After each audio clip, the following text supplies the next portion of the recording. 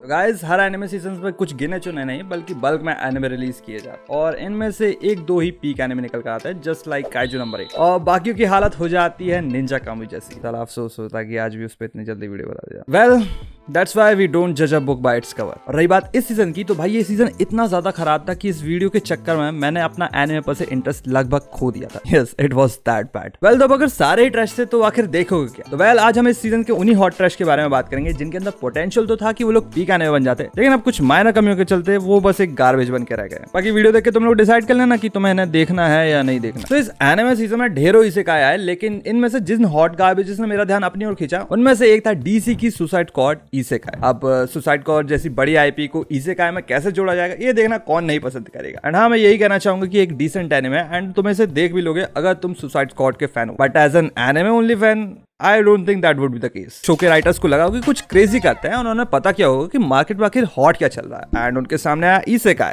And इनके सामूहिक सम्मेलन से पैदा हुई है जिसमें एक इविल मोहतरमा है नेम्ड अमांडा वॉलर, सरकारी ऑफ कोर्स, एंड उनको भी लगा कि कुछ क्रेजी करना चाहिए और उन्होंने एक बोरी में बंद महिला का यूज करके एक दूसरी दुनिया के लिए पोर्टल ओपन करके। मैं क्या कह रहा था वॉलर जी, वो मुझे थोड़ा वो रियाज ग्रामरी तक ना सवाल खड़ा होता कि आखिर पोर्टल खोलने की क्या जरूरत पड़ी, तो भाई आसान सा जवाब है कि रिसोर्सेज इस दुनिया से ना सही तो दूसरी दुनिया से सही। एंड इस रिट्रीवल प्रोसेस में यूज किया जाएगा सुसाइड स्क्वाड का, जो कि bunch of captured supervillains है जिनके मरने के बाद भी दुनिया में किसी को भी कोई भी फर्क नहीं पड़ेगा। लेकिन इनके मिशन में कुछ दिक्कत आ जाती क्योंकि पोर्टल क्रॉस करते इनका हेलीकॉप्टर क्रैश हो जाता है। Yes, helicopter, cause it's America. मैं तो पहले ही बोला था भाई, किसी ऐरे गैरे के बस की बात नहीं है। इसेकाई स्पेशलिस्ट है ट्रक कौन, उसको लाओ। कहाँ हेलीकॉप्टर लेके चले गए ना। जिस वर्ल्ड में ये लोग आए हो बहुत ही ज्यादा खतरनाक बिल्कुल भी नहीं है, क्योंकि एक नॉर्मल सा इसेकाई वर्ल्ड है जहां पे तुम्हें मॉन्स्टर्स देखने मिलेंगे, ड्रैगन्स देखने मिलेंगे, एक टिपिकल से मेडिवल सेटिंग देखने मिलेगी, जिसे बनाने में इन लोगों ने बिल्कुल भी दिमाग पर जोर नहीं दिया। एंड ऑफ कोर्स यहाँ पे एक वॉर भी चल रही थी। वॉर के चक्कर में ये लोग अनजाने में यहाँ के रेसिडेंट्स की हेल्प कर देते हैं, लेकिन इसके बदले में यहाँ के रेसिडेंट्स इन्हें जेल में डाल देते हैं क्योंकि उनके लिए काफी ज्यादा खतरनाक है। विच आई मस्ट से कि ये लोग दिखते तो है ना, इनके पास यहाँ से निकलने के केवल 72 आवर्स है, वरना इनके गले में एक बॉम्ब है जो कि फट जाएगा। लेकिन यहाँ पे टूसी है कि ये लोग सेकंड मैच है, एंड इससे पहले जो लोग यहाँ पे आए थे वो लोग अब इस दुनिया के मेन विलेंस बन चुके हैं, जिनसे पूरा किंगडम परेशान है। एंड इनसे छुटकारा पाने के लिए यहाँ के सिटीजन्स को सुसाइड स्क्वाड की जरूरत होगी। देखो, स्टोरी में ज्यादा कुछ नहीं ऑफर करने को, एंड इनके मेन सेलिंग पॉइंट इनके कैरेक्टर्स है, जिनमें से ऑलमोस्ट सारों से तुम फैमिलियर होगे, लेकिन इनकी मेन हाईलाइट और मेन प्रोटैगनिस्ट हार्ली क्विन है, जो कि आई डोंट नो कि क्यों यहाँ पर है, लेकिन उनके बिना शो चलता भी नहीं क्योंकि काफी हैवी फॉलोइंग है इनकी। रही बात एनिमेशन की, तो ये ओवरऑल ठीक है, लेकिन कुछ पॉइंट्स पर ये एकदम अनबेरेबल हो जाता है। ऐसे एनिमेट किया विट स्टूडियो, एंड भाई साहब इसके साथ लिटरली ये लोग तुम्हारा अटेंशन स्पैन चेक करते हैं। आर्ट स्टाइल से मुझे कोई भी दिक्कत नहीं है क्योंकि थ्रू आउट एक ही आर्ट स्टाइल हो तो भी मैं कुछ बोल भाई, ऐसा लगता है जैसे इसे लिटरली अलग अलग एनिमे के पार्ट्स उठा करके बनाया गया। कभी कभी एनिमे कंपोजिशन एकदम से डार्क हो जाएगा और कभी कभी एक तरफा सैचुरेट। देखो, फाइट्स भी कुछ ओवर द टॉप नहीं है एंड थोड़ी स्लो फील होती है, but I must say unique तो है। लाइक ये हार्ली वर्सेस कटाना की फाइट जो कि इतनी ज्यादा स्मूथ है कि मुझे लगा था कि भाई मोकैप का यूज किया इन लोगों ने, लेकिन हाँ कुछ जगह पे थोड़ा out of the place feel होता है भाई, क्योंकि क्या है ये।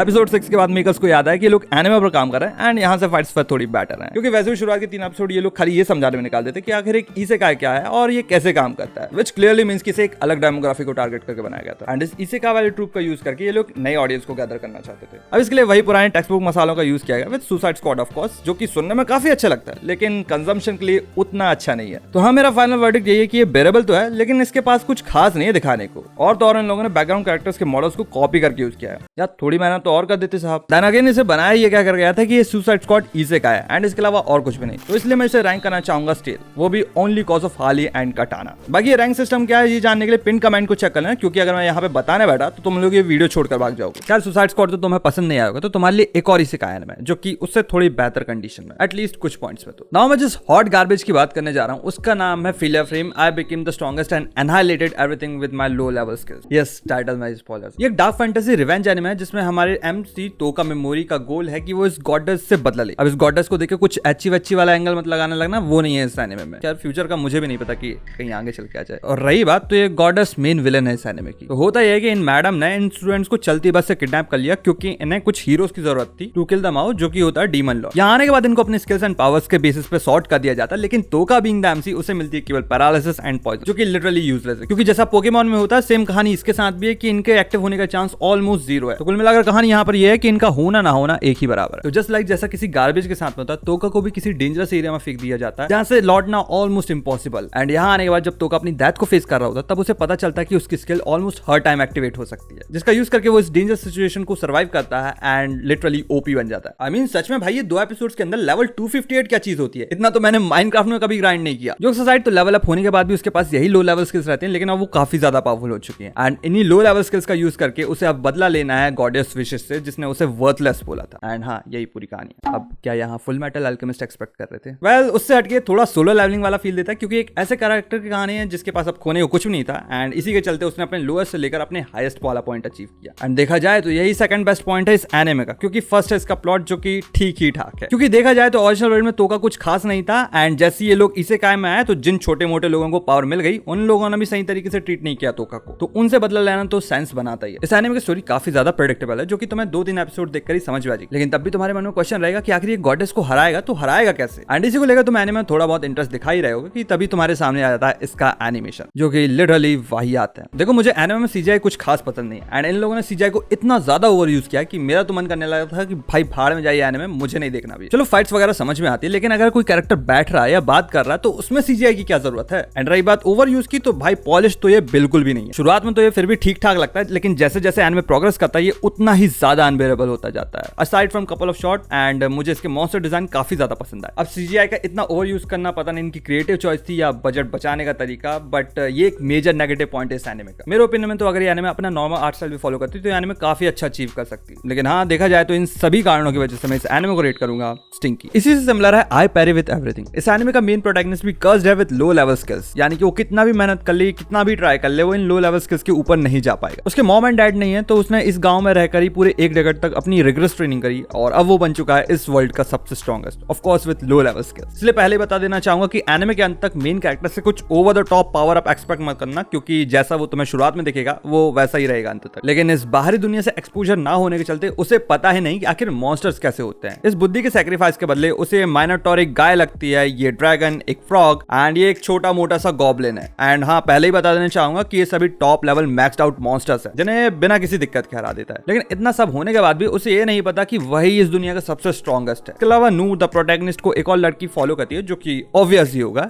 एंड ये एक प्रिंसेस है। इसे नूर से कुछ नहीं चाहिए, बस ज्ञान चाहिए। एंड नूर जो भी हरकत करता है, जो भी बोलता है, उसमें उसे केवल इनसाइट से दिखती है, चाहे फिर वो प्योर गार्बेज ही क्यों ना हो। हालांकि ये डमनेस वाला ट्रूप शुरुआत में तो काफी फनी लगता है, लेकिन इसका इतना ज्यादा ओवर यूज किया गया कि आगे चल के बहुत ज्यादा इलॉजिकल लगने लगता है। एंड फिर देखा जाए तो इसे इस एनिमे के बाकी एस्पेक्ट्स कवर कर देता है, जैसे कि ये वॉर वार पर्सपेक्टिव, जो कि मैंने सोचा नहीं था कि इतना इंपॉर्टेंट होगा, एंड इसे काफी अच्छे तरीके से एग्जीक्यूट किया गया है। और रही बात इसके एनिमेशन की, तो भाई वो इस लेवल के एनिमे के लिए बहुत ही अच्छा है। अब डीमन स्लेयर मत एक्सपेक्ट कर लेना, बट हाँ, इट्स गुड। तो इन सभी पॉइंट्स को ध्यान में रखते हुए मैं इस अनोइंग मंदबुद्धि कैरेक्टर्स एंड कंफ्यूजन युक्त एनिमे को रेट करूंगा edible, because it's not that bad. अब इन सारी इसेकाइज के पीछे मुझे एक नया कॉन्सेप्ट देखने मिला, जो कि एक और इसेकाई है, but with some reverse isekai twist. No longer allowed in another world में फाइनली ट्रक्कुन का रिटर्न हो चुका है, क्योंकि सेंसे और उसे ओसामू दजाई नहीं, स्ट्रे डॉग्स वाला नहीं, बल्कि इस एनिमे का प्रोटैगनिस्ट एंड उसकी लवर इस ट्रक्कुन के ही चलते इस नए वर्ल्ड में टेलीपोर्ट हो पाते हैं, जो कि ऑलरेडी अपने ओरिजिनल वर्ल्ड में अपनी लाइफ एंड करने वाले थे। देखो, ये पहले ही बता देना चाहूंगा कि हमारा मेन कैरेक्टर चाहता ही नहीं कि वो जिए, और इसके दिमाग में केवल यही चीज चलती रहती है, और इसी के चलते तुम इसे through out anime different kinds of activities perform करते देखोगे, जिसमें कुछ ऐसे ही रैंडम सस्पिशियस मेडिसिन को पॉपकॉर्न की तरह खा जाना भी शामिल है। तो अगर सेंसे को ऐसा क्यों करना पड़ा? तो ओरिजिनल वर्ल्ड में सेंसे और उसकी लवर एक स्टूडेंट और एक टीचर थे, और जिसमें से सेंसे एक ऑथर था, तो समाज उन्हें एक नहीं होने देता, तो इसलिए उन्होंने ये लास्ट रिजॉर्ट चूज किया। अब ये नई दुनिया ऐसी है कि इन्हें बल्क में हीरोज की जरूरत पड़ती रहती है, तो ये लोग अलग अलग जगह से इन अलग अलग स्थिति में पड़े हुए लोगों को उठाकर यहाँ लेकर आ जाते हैं। पर पता नहीं भाई सेंसे की किस्मत में क्या लिखा है, क्योंकि इस नए वर्ल्ड में आने के बाद भी ये दोनों अभी भी एक दूसरे के साथ में नहीं है। सेंसे किसी और नई लोकेशन में, और साचान जो कि उसकी लवर है वो किसी और ही लोकेशन में। तो अब यहाँ पे सेंसे का टास्क ये है कि वो अपनी लवर को ढूंढे और उसके साथ मिलने के बाद वो फिर से इस लास्ट ऑप्शन को चूज करे, विच आई डोंट नो कि क्या जरूरत है इसकी, क्योंकि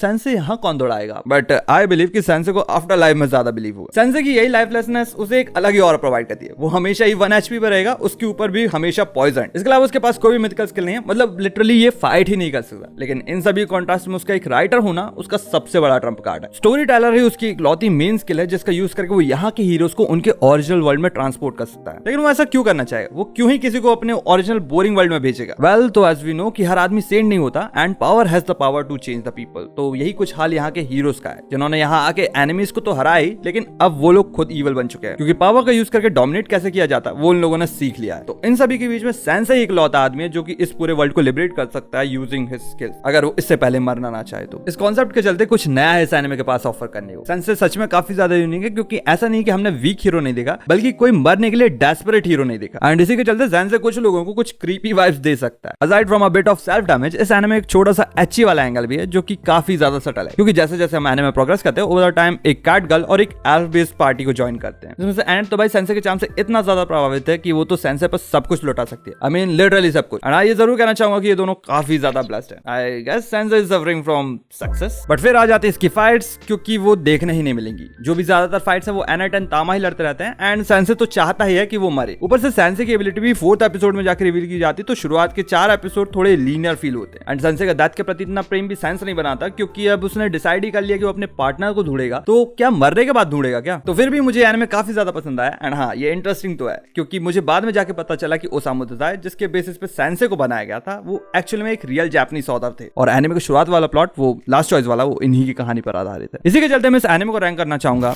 एडिबल। हालांकि ये फ्रेश तो नहीं है, लेकिन हाँ, ये इस सीजन का एक ऐसा एनिमे है जिसे तुम आराम से देख सकते हो। इट्स अमेजिंग टू सी कि कुछ ऐसे हिडन एनिमेस निकल कर आ जाते हैं जिनकी स्टोरी अपने अपीयरेंस के अगेंस्ट परफॉर्म कर जाती है, एंड कुछ ऐसे एनिमेस भी होते हैं जो कि हमें रिग्रेट करने पर मजबूर कर देते हैं। Why does nobody remembers me in this world भी उन्हीं कुछ एनिमेस में से एक है। एक अच्छे खासे प्रॉमिसिंग से आर्ट स्टाइल के साथ हमें स्टोरी का प्रेमाइस बताया जाता है कि एक फैंटेसी वर्ल्ड है जहाँ की ओरिजिनल टाइमलाइन में यहाँ पे पास में एक बहुत बड़ी वॉर हुई थी, जिसमें से ह्यूमंस के अलावा 4 और मैजिकल रेसेस ने पार्टिसिपेट किया था, और एक काफी लंबे हॉलोकॉस्ट के बाद यहाँ पे एक लौती सर्वाइविंग रेस बची थी, ह्यूमन भी। All thanks to the prophetic hero set, जिसे किसी प्रोफेटिक गॉड ने एक शाइनिंग स्वॉर्ड दी। लेकिन फिर फर्स्ट एपिसोड में कोई इस पूरे वर्ल्ड की हिस्ट्री को ओवरराइड कर देता है, जो कि हम इस वीकली से पेपर इफेक्ट से समझ सकते हैं। एंड इसके चलते हमारा मेन प्रोटैगनिस्ट काई अब एक दूसरी टाइमलाइन में आ चुका है, जहाँ पे वॉर अभी भी चल रही है। लेकिन इस वॉर को एंड करने के लिए यहाँ पे कोई भी सेट एग्जिस्ट नहीं करता, बट फॉर आवर सरप्राइज वो शाइनिंग स्वॉर्ड अभी भी एग्जिस्ट करती है, एंड अब इस वर्ल्ड में उसका ओनर है काई। तो आई गेस कि तुम लोग समझ चुके हो कि यहाँ से कहानी अब कहाँ जा रही है। अभी प्लॉट काफी होगा तो मैं इस एनिमे से कमिट करने के लिए, लेकिन फिर तभी तुम्हारे सामने आता है इसका एग्जीक्यूशन, जो कि भाई बहुत ही ज्यादा पुअर है। सबसे पहले बात करते हैं इसके एनिमेशन की। तो ये कहीं कहीं पे एकदम से काफी ज्यादा अमेजिंग हो जाता है, और कहीं कहीं पे मिड से भी बदतर। कुछ जगह तो इतने रैंडम कट्स लगाए गए हैं कि किसी 2 कैरेक्टर्स के बीच में फाइट चल रही है, किसी कैरेक्टर ने दूसरे कैरेक्टर का हाथ पकड़ा, cut to random sky shot, and फिर हम नेक्स्ट शॉट में देखते हैं कि एक स्लाइड शो एनिमेशन के साथ वो कैरेक्टर हवा में उड़ गया। और अगर धोखे से तुम लोग एपिसोड 6 तक पहुंच गए तो भाई इस टाइम कोड पर जाओ और पूछो कि क्या हो रहा है यहाँ पे। यही नहीं, बहुत सारी इनकंसिस्टेंसीज ओवरऑल इस एनिमे में। शुरुआत में सिड की स्वॉर्ड को कोड होल्डर बोला जा रहा था, एंड रैंडमली से एपिसोड 7 में कोड हीलर बोलने लगे, जो कि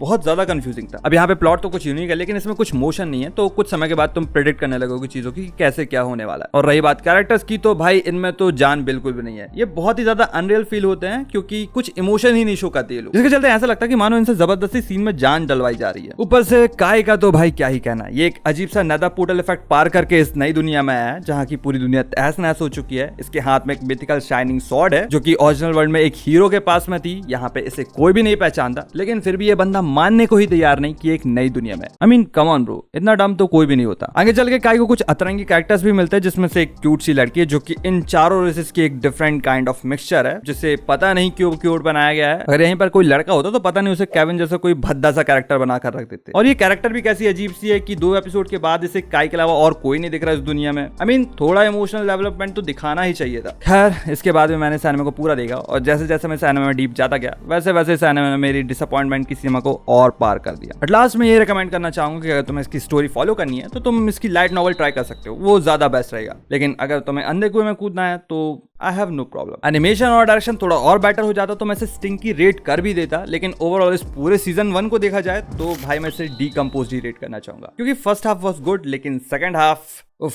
नेक्स्ट एनिमे को लेकर मैं थोड़े डिलेमा में था कि मुझे इसे हॉट ट्रैश में ऐड करना चाहिए या नहीं, लेकिन फिर इसके सेकंड हाफ ने मेरी ये कंफ्यूजन दूर करने में काफी ज्यादा हेल्प की। तो जिस एनिमे की मैं बात कर रहा हूँ वो है टावर ऑफ गॉड का सीजन 2। अगर तुम लोग टावर ऑफ गॉड से जरा भी फैमिलियर नहीं हो तो तुम मेरा ये वाला वीडियो चेकआउट कर सकते हो, जो कि यहाँ आ रहा होगा। तो शॉर्ट में बताऊं तो टावर ऑफ गॉड एक बहुत ही पॉपुलर मानवा टावर ऑफ गॉड पर बेस्ड है, जिसकी सीजन 1 से मुझे कुछ शिकायतें थी, लाइक इसका एनिमेशन एंड इसकी पेसिंग, जो कि मैंने उम्मीद लगाई थी कि सीजन 2 में ठीक हो जाएंगी। लेकिन फॉर माय सरप्राइज इसके सीजन 1 एंड सीजन 2 में उतना ही डेवलपमेंट हुआ जितना जितना साकुरा का टाइमस्केप के बाद हुआ था। लाइक इट नॉट, ये नैट स्टाइल मुझे काफी ज्यादा जेनरिक फील हुआ एंड ये सूटेबल है इसेकाइज के लिए and not for this one. Animation was looking clean दो, स्पेशली ये ग्लोइंग अटैक्स, वो भी बाम के पावर अप के साथ, लेकिन वो भी तब तक जब तक एपिसोड 6 नहीं आया। एंड इसके बाद तो भाई साहब इन लोगों ने क्या ही स्लाइड शो चलाया। सेकंड हाफ के फाइट्स तो बिल्कुल भी नहीं देखे जा रहे थे एंड इन लोगों ने फ्लैशबैक में लिटरल फ्रेम्स का यूज किया, वो भी विद जूम इफेक्ट। तनवीर टिके रहने की वजह केवल इसकी स्टोरी थी, जिसे भी पेसिंग के चलते कुछ सैक्रिफाइसेस झेलने पड़े। लाइक कुछ जगह पे काफी ज्यादा स्लो हो जाती है एंड कुछ जगह बहुत ज्यादा रश्ड फील हुई, लेकिन at the end it was worth all that torture. पहले सीजन कंपैरिजन में सीजन 2 तुम्हारे सामने कुछ नए और रैंडम कैरेक्टर्स लाके रख देता है, जिसके चलते तुम स्टोरी के फ्लो को समझने में थोड़ा कंफ्यूज हो सकते हो, लेकिन हाँ 2-3 एपिसोड के बाद ये सब नॉर्मल हो जाता है। ये शो थोड़ा रफ एंड शार्प फील हो सकता है, लेकिन अगर तुम सीजन 1 से फैमिलियर हो तो तुम्हें ये उतना बुरा भी नहीं लगेगा और एपिसोड 11 के बाद ये वापस अपने ट्रैक पर आ जाता है। तो इसी के चलते मैं टावर ऑफ गॉड के सीजन 2 को रैंक करना चाहूंगा एडिबल। आई जस्ट होप कि भाई इसके कोड टू का एनिमेशन ज्यादा बेटर होगा और नहीं हो सकता तो भाई किसी दूसरे स्टूडियो को दे दो, क्योंकि जितना अच्छा इसको लिखा गया ना ये एनिमेशन इसके लिए उतना ही अनजस्टिफाइड। बाकी फिलहाल टावर ऑफ गॉड सीजन 2 को लेकर कहने को मेरे पास बस इतना ही था, और अगर इसको सुनकर तुम्हारा टावर ऑफ गॉड देखने का मन कर जाए तो भाई मेरी बात ये लिख कर ले लो कि इसका स्टार्ट बहुत ज्यादा कंफ्यूजिंग है, तो उससे बचने के लिए एक और शेमलेस प्लग कि मेरा ये वीडियो जरूर चेकआउट कर लेना। Like this video if you have reached this far, और ऐसे वीडियो चैनल पर आती रहती है, तो चाहो तो subscribe to this channel and with all that being said I will catch you in the next one. Rahul का सुन के मुंह खराब हो गया, खिटखट खाना पड़ेगा।